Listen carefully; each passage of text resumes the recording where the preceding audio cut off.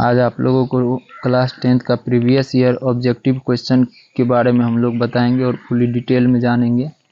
और उसका जहाँ पर हमको डिटेल्स बताने की ज़रूरत होगी वो हम अपने बताते जाएंगे, और जहाँ पर नहीं ज़रूरत होगी वहाँ पर हम वैसे निकल जाएंगे आगे।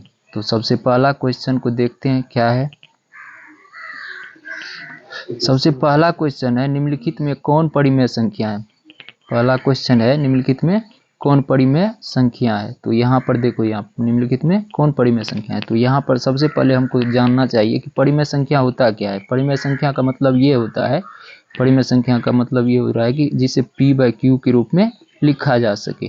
तो यहाँ पर √3 है जिसको हम p/q के रूप में नहीं लिख सकते हैं। यहाँ पर 2√2 इसे भी हम p/q के रूप में नहीं लिख सकते हैं। और यहाँ पर 4 + √5 जो है 4, यहाँ पर 4 जो है यह परिमेय संख्या है, लेकिन √5 क्या है, अपरिमेय संख्या है। तो हम लोग को तो रियल में पता है क्या कि परिमेय संख्या और अपरिमेय संख्या का योग, परिमेय संख्या और अपरिमेय संख्या का योग क्या हो जाता है, परिमेय और अपरिमेय का अपरिमेय बराबर अपरिमेय होता है। तो इसलिए हम लोग को ये भी नहीं होगा। अब जो है चौथा क्वेश्चन है, ये इसका डी नंबर का जो ऑप्शन है ये है 2√2/√2, यानी कहने का मतलब ऐसा है ये 2√2 और बट्टे में √2 है। तो यहाँ पर सबको पता है कि यहाँ से ये √2 कट गया, बराबर में बच रहा है हमको 2। ये 2 को हम लोग p/q के रूप में लिख सकते हैं, क्योंकि हमको पता होता है इसके नीचे में कुछ नहीं तो एक तो होता ही है। तो इसलिए यह क्या हो जाएगा हम लोग को, ऑप्शन नंबर डी सही होगा। ऑप्शन नंबर डी सही होगा। चलिए, इसके बाद अगला क्वेश्चन है कि धनात्मक पूर्णांक a तथा b के लिए ab का HCF गुना LCM बराबर होता है, किसके बराबर होता है। यहाँ पर a का मतलब क्या, पहली संख्या, अब b का मतलब क्या, दूसरी संख्या। और हम लोग जानते हैं कि पहली संख्या यानी पहली संख्या a गुना b, यानी पहली संख्या गुना दूसरी संख्या बराबर क्या होता है, HCF गुना LCM। तो यहाँ पर हमको पूछ रहा है HCF गुना LCM बराबर, तो यहाँ पर पहला जो है a/b के रूप में है तो ये नहीं होगा। यहाँ पर b/a के रूप में है, ये भी नहीं होगा। यहाँ है a गुना b, तो ये हमको इसका सही आंसर क्या होगा, a गुना b। तो इसका मतलब सी नंबर का ऑप्शन हमारे लिए सही होगा। चलिए अगला क्वेश्चन देखते हैं। कह रहा है त्रिघात बहुपद का व्यापक रूप कहलाता है। त्रिघात का मतलब क्या, कि जिस पर अधिकतम घात 3 हो। तो यहाँ पर देखिए ax इस पर पावर 2 है, तो यहाँ पर यह त्रिघात नहीं हुआ। यहाँ पर ax पर पावर 4 है,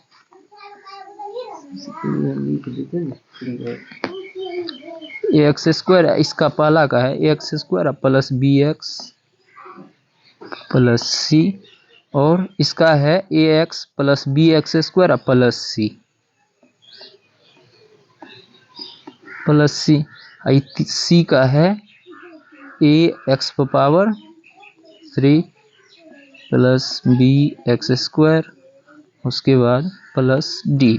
तो हमको क्या देखना है कि जिस पर घात के रूप में अधिकतम घात 3 हो। तो यहाँ पर अधिकतम घात हम लोग को 3 होगा, तो इसलिए त्रिघात जो होगा ये होगा। तो इसका मतलब मेरा आंसर जो होगा यानी उत्तर जो होगा वो होगा आपको सी का। ठीक, अब ये क्वेश्चन भी हो गया। अब आगे हम लोग देखते हैं 4 नंबर का क्या है। 4 नंबर का है, घात 1 वाला बहुपद कहलाता है रैखिक बहुपद। घात 1 वाला बहुपद कहलाता है रैखिक बहुपद। बी नंबर का है द्विघात, यानी सी का है त्रिघात। तो घात 1 का मतलब क्या, जैसे ये a है, x है, प्लस ये b है। ठीक, तो ये एक घाती बहुपद होता है। और उसी प्रकार से द्विघाती का मतलब क्या होता है, ax² plus bx plus c।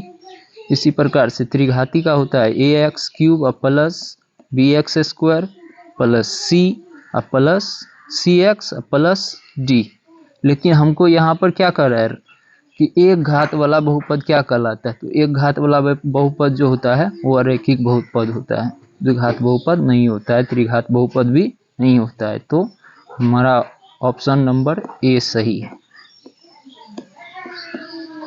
ठीक, अब इसके बाद अगला क्वेश्चन को देखते हैं। 5 नंबर में है, 5 नंबर में क्या है, सबसे पहले हम लोग देख लेते हैं। यहाँ पर यदि साइन ए बराबर 3/4 तो कॉस ए बराबर क्या होगा। सबको पता है कि साइन ए बराबर होता है क्या, P/H। तो हमको यहाँ पर P हो गया कितना 3, H कितना हो गया हम लोग को 4। तो B क्या हो जाएगा हम लोग को, B होगा हमको H² root under H² minus P²। तो यहाँ पर H के रूप में हम लोग को है 4 का स्क्वायर और P के रूप में हमको है 3 है। तो यहाँ पर 3 माइनस 3 का स्क्वायर, तो 4 का स्क्वायर हो जाता है 16 और 3 का स्क्वायर हो जाता है 9। तो हमको अगर यदि घटाएंगे तो इसमें आएगा √7, यानी B बराबर क्या हो गया हम लोग को √7। ठीक, एक सेकेंड, यहाँ B बराबर √7, H बराबर हम लोग को मालूम है कितना 4। तो हमको क्या मालूम करना है cos A। तो cos A बराबर क्या होता है, cos A बराबर होता है B/H। तो B है हम लोग को कितना √7 बट्टे H बराबर है हम लोग को 4। तो अब देखेंगे ये ऑप्शन में √7/4 कौन है। तो यहाँ पर देखिए √7/4 D नंबर का है, इसलिए हम लोग का आंसर क्या हो जाएगा D। ठीक, अब इसी तरह से अगला क्वेश्चन को देखेंगे। tan A बराबर होगा, यानी tan A बराबर यहाँ पर 6 नंबर का है, tan A बराबर होगा। तो सबको पता है कि tan A बराबर होता क्या है, tan A बराबर होता है cot 90 डिग्री माइनस A। तो इसमें तो हमको ज़्यादा कुछ बताने की ज़रूरत है भी नहीं, इसलिए इसका 1 नंबर का जो ऑप्शन होगा यही सही होगा, यानी cot 90 डिग्री माइनस A। जिसमें ज़्यादा डिटेल जाने की ज़रूरत होगा उसमें अपने हम चले जाएंगे।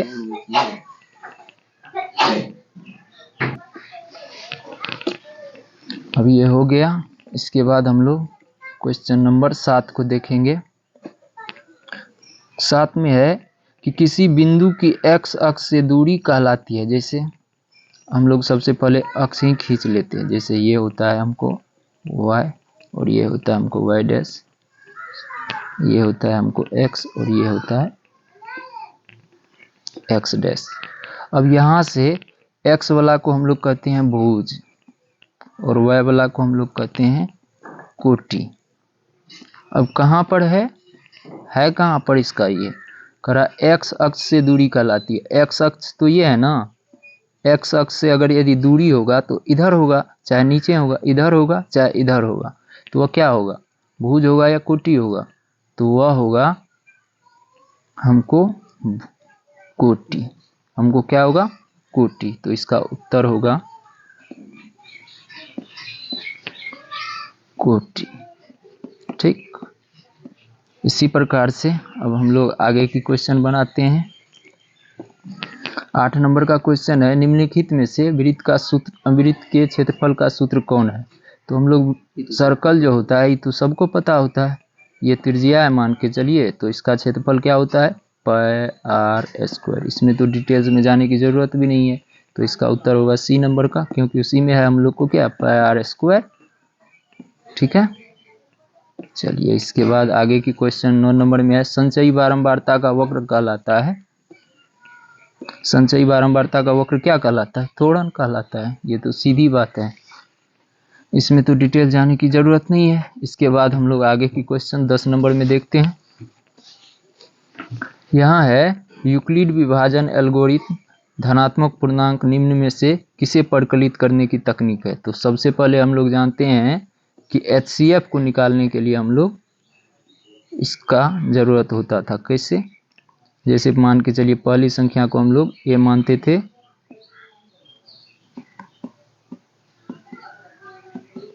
ए, दूसरी संख्या बी मानते थे, तो HCF बराबर क्या होता था, यानी ए बराबर होता था बी क्यू प्लस आर। तो यहाँ पर हम लोग इस तरह से HCF निकालते थे, तो इसका आंसर होगा हम लोग को क्या, ये बी नंबर का। ठीक, अब इसी तरह से अगला क्वेश्चन हम लोग देखेंगे। क्या है अगला? अगला है अर्धगोले की संपूर्ण सतह का क्षेत्रफल बराबर है। अर्धगोला है, अर्धगोला नहीं है, अर्धगोला है। अर्धगोला होता कैसे देख लेते हैं। ये अर्धगोला है। हम लोग को एक चीज पता है कि अर्धगोला जो होता है, गोला का सबसे पहले हम लोग गोला के रूप में जानते हैं। गोला का वक्रपृष्ठ क्षेत्रफल बराबर होता है, जैसे ये गोला है तो इसका होता है 4πr²। ठीक, तो अर्धगोला का ये इधर वाला जो शेप है इसका हो जाएगा तुमको इसका आधा, यानी 2πr²। लेकिन ऊपर वाला भाग ये जो बच रहा है ना, ये ऊपर वाला भाग ये वृत्त के रूप में है, तो इसलिए वृत्त का क्षेत्रफल हम लोग को क्या होता है, πr²। तो यहाँ पर अगर यदि 2πr² में πr² जुड़ गया तो क्या होगा, 3πr²। तो इसलिए हम लोग का आंसर क्या हो जाएगा, बी नंबर का। ठीक, इसी तरह से अगला क्वेश्चन अब हम लोग देखेंगे। क्या है, कह रहा 44 मीटर परिधि वाली वृत्त की त्रिज्या होगी। अब वृत्त की परिधि सबको पता है क्या होता है, 2πr बराबर 44। ठीक, तो यहाँ पर पाई का मान देते हैं हम लोग 22/7, r बराबर 44। ठीक, अब यहाँ से देखिए केवल r को रखना है, बाद बाकी जो इधर है उसको इधर भेजना है। तो 44 जो नीचे में उसको इधर, जो ये 7 नीचे में है तो ऊपर ले जाते हैं हम लोग। ठीक, यहाँ मीटर है तो देते जाते हैं मीटर, यहाँ भी मीटर। अब यहाँ नीचे में, यानी ये 2 नीचे होगा और 22 भी कहाँ होगा, नीचे होगा। तो यहाँ से 22 दूनी 44 और ये 2 भी इस 2 से कट गया, यानी r बराबर हम लोग को बच गया क्या, 7 मीटर। इसलिए हम लोग का उत्तर होगा ए नंबर का होगा, ए नंबर। इसी तरह से अब हम लोग अगला क्वेश्चन को देखेंगे। अगला क्वेश्चन है बिंदु 2,3 एवं 4,1 के बीच की दूरी होगी, क्या होगी। तो सबसे पहले हम लोग इसको यहाँ पर x1 बराबर क्या हो रहा है हम लोग को, तो 2, y1 बराबर क्या हो रहा है हम लोग को, तो ये x1 बराबर ये होता है, ये 2 और y1 बराबर क्या हो जाएगा हम लोग को 3। तो यहाँ पर y1 बराबर 3। उसी तरह से x2 बराबर हम लोग को क्या हो जाएगा, पहला वाला 4 और y2 बराबर क्या हम लोग को होगा 1। अब डी दूरी सूत्र वाला हम लोग लगाएंगे। क्या होता है दूरी सूत्र, यानी d बराबर √अंडर x2 माइनस x1 का whole square plus y2 minus y1 का होल स्क्वायर। तो यहाँ पर सीधा है x2 हम लोग को, x2 क्या है हम लोग को 4, और उसके बाद x1 हम लोग को है 2 प्लस उसके बाद देखिए उसके बाद y2 है हम लोग को 1 और y1 है हम लोग को 3।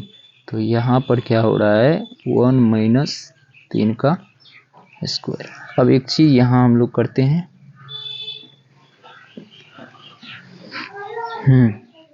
ये हो जाएगा हम लोग को रूट में 4 में से 2 जाएगा तो 2 का स्क्वायर, अब प्लस यहाँ पर क्या हो जाएगा 1 में से 3 जाएगा तो -2 होगा। तो यहाँ पर -2 का स्क्वायर, तो 2 का स्क्वायर हम लोग को क्या होता है 4।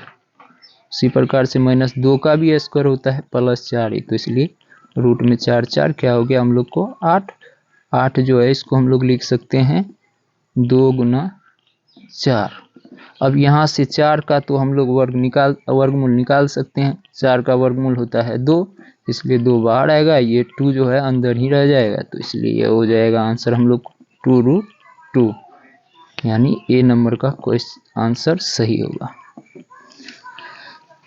चलिए इसके बाद हम लोग आगे की क्वेश्चन को बनाते हैं, देखते हैं क्या है अगला क्वेश्चन। करा किसी बिंदु के व अक्ष से दूरी उस बिंदु का कहलाता है y निर्देशांक, x निर्देशांक, कोटि और y अक्ष। इससे पहले हम लोग एक ठो ये खींचे थे, ये था y, ये था y डैश और ये था x और ये था x डैश। करा है क्या, किसी बिंदु से, ठीक, x अक्ष से y अक्ष से दूरी उस बिंदु का कहलाता है वो, यानी ये वाला जो है इससे दूरी, तो इधर या होगा किधर, इधर, यानी इधर हो सकता है या इधर हो सकता है, तो क्या होगा, किस में होगा, तो हम लोग को किस में होगा, ये कोटि तो y वाला को बोलते हैं, तो ये तो भुज है ही नहीं, नहीं तो भुज ही हो जाता, लेकिन यहाँ पर है क्या, किस में हो, x निर्देशांक है तो x में ही होगा ना, तो इसका कहने का मतलब हम लोग का बी आंसर सही होगा। ठीक, फिर से एक बार आप लोग को समझा देते हैं कि क्या कर रहा है, किसी बिंदु की y अक्ष से दूरी उस बिंदु का कहलाता है, यानी y अक्ष ये है, इधर होगा या इधर भी होगा, तो दोनों तरफ अगर यदि होगा तो ये x का निर्देशांक होगा, तो इसका मतलब हम लोग का बी आंसर सही है। चलिए इसके बाद आगे का क्वेश्चन बनाते हैं, क्या है देखते हैं। आगे का क्वेश्चन है, दो समरूप त्रिभुज का क्षेत्रफल, दो समरूप त्रिभुज की भुजाएं 4:9 है, इन त्रिभुज के क्षेत्रफल का अनुपात होगा। तो अब हम लोग को पता है कि भुजा का अनुपात यानी क्षेत्रफल का अनुपात, यानी दो त्रिभुज है ना, मान के चलिए एक तो त्रिभुज ABC है, ठीक, त्रिभुज ABC का क्षेत्रफल, मान के चलिए दूसरा त्रिभुज हम लोग को PQR ले लेते हैं, PQR का क्षेत्रफल ऊपर का, तो क्या होता था हम लोग क्या कहते हैं, थ्योरी में पढ़े थे कि भुजा का स्क्वायर हो जाता है, तो यहाँ पर मान के चलिए पहला का भुजा कितना है, तो 9 के रूप, यानी 4:9 है, तो पहला वाला कुछ भी होगा तो इसे मान के चलिए 4x हो गया, तो दूसरा वाला का क्या हो जाएगा, 9x हो जाएगा। तो अब इन दोनों का स्क्वायर कीजिएगा, तो स्क्वायर जब कीजिएगा तो क्या होगा, 4 चौके 16 x स्क्वायर, और 9 का क्या हो जाएगा हम लोग को 9 नमा 81 x स्क्वायर कट गया, तो बचता क्या है हम लोग को 16/81, तो इसका अनुपात क्या हो जाएगा हम लोग को 16:81, तो इसका सही उत्तर होगा सी नंबर 16:81। ठीक, इसके बाद हम लोग अब आगे का क्वेश्चन देखेंगे कि अगला क्वेश्चन है क्या, करा है किसी द्विघात समीकरण के विवेचक का मान 0 से बड़ा होने पर दोनों मूल्य होंगे, यानी विवेचक यानी डी का मान अगर यदि पॉजिटिव हो रहा है, मतलब 0 से बड़ा हो रहा है, तो इसका मतलब क्या, यहाँ 0 से बड़ा हो रहा है, कुछ भी मान के चलिए, यानी ये हो रहा है आपको डी बराबर क्या होता था, रूट अंडर b² - 4ac, ये अगर यदि बड़ा होगा तो इसका मान क्या होगा, वास्तविक और भिन्न होगा। चलिए इसके बाद इसमें और आगे बढ़ते हैं, जो भी है यहाँ पर है 9 sec स्क्वायर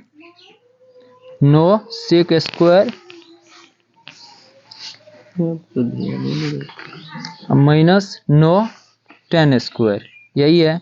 तो सबसे पहले हम लोग क्या करते हैं, इसको ये 9 दोनों में है ना, दोनों में है 9, तो हम लोग 9 अगर यदि कॉमन लेंगे तो बचेगा हम लोग को क्या, sec square a -tan square a।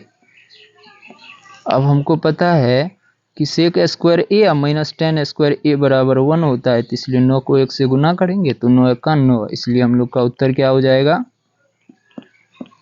B. ठीक, इसके बाद अगला क्वेश्चन देखते हैं क्या है। अगला है √2 एक है, √2 है एक, पहला है परिमेय संख्या, दूसरा है अपरिमेय संख्या, तीसरा है प्राकृत संख्या और चौथा है डी नंबर में मतलब इनमें से कोई नहीं। अब परिमेय संख्या हम लोग को क्या पता है, परिमेय संख्या होता क्या है, जिसे पी बाई क्यू के रूप में लिखते हैं, यानी पी बाई क्यू के रूप में जिसको हम लिख सकते हैं उसको हम लोग क्या बोलते हैं, परिमेय संख्या। और परिमेय संख्या जिसको हम पी बाई क्यू के रूप में नहीं लिख सकते। प्राकृत संख्या का मतलब क्या, कि जो 0 से बड़ा हो, यानी 1 से शुरू होने पर, यानी 1 से लेकर के अनंत तक क्या होता है, हमको प्राकृत संख्या होता है। लेकिन यहाँ पर क्या है, √2 है, √2 है। तो जब √2 जो है इसको हम लोग तो पी बाई क्यू के रूप में नहीं लिख सकते हैं जी, इसे नहीं लिख सकते पी बाई क्यू के रूप में, तो इसलिए यह क्या हो जाएगा हम लोग को अपरिमेय संख्या हो जाएगा। तो हम लोग का बी नंबर ऑप्शन सही होगा। ठीक उसी प्रकार से अगला जो है वह है कि दो परिमेय संख्याओं के बीच कितनी परिमेय संख्या हो सकती है। तो दो परिमेय संख्या के बीच में अनंत परिमेय संख्या हो सकती है। जैसे जिस प्रकार से दो, अगर यदि हमको कह दे कि दो प्राकृत संख्या के बीच में कितनी प्राकृत संख्या हो सकती है, तो वहां पर तो मान के चलिए प्राकृत संख्या जिसे गिनती के रूप में गिना जाता है वह होता है प्राकृत संख्या। लेकिन यहाँ पर जैसे दो संख्याओं के बीच में अनंत संख्या होती है, तो ठीक उसी प्रकार से दो परिमेय संख्याओं के बीच में क्या होता है, अनंत परिमेय संख्या हो सकता है। तो इसलिए ये भी नहीं होगा, ये दोनों तीनों नहीं होगा, होगा क्या, डी नंबर का उत्तर हम लोग को, यानी अनंत परिमेय संख्या हो सकता है। ठीक इसी प्रकार से आगे का क्वेश्चन हम लोग देखेंगे। अगला है कौन रेखीय बहुपद व्यंजक है। रेखीय का मतलब क्या, जिसका अधिकतम घात 1 हो, यानी ax + b इसका व्यापक रूप होता है। तो रेखीय बहुपद का जिसमें x का अधिकतम घात 1 हो, तो यहाँ पर इसका अधिकतम घात 1 है। तो इस चारों ऑप्शन में ए नंबर में 2x + जो 5 है इसका अधिकतम घात केवल 1 है, 1 है। तो इसलिए उत्तर भी हम लोग का क्या हो जाएगा, ए नंबर का ऑप्शन सही है। बस इसके बाद और भी लाएंगे आप लोगों के लिए MCQ प्रीवियस ईयर का, इसलिए आप लोग चैनल को सब्सक्राइब करेंगे और जो भी होगा हम सब प्रयास करके आपके लिए लाते रहेंगे। बस नहीं, धन्यवाद।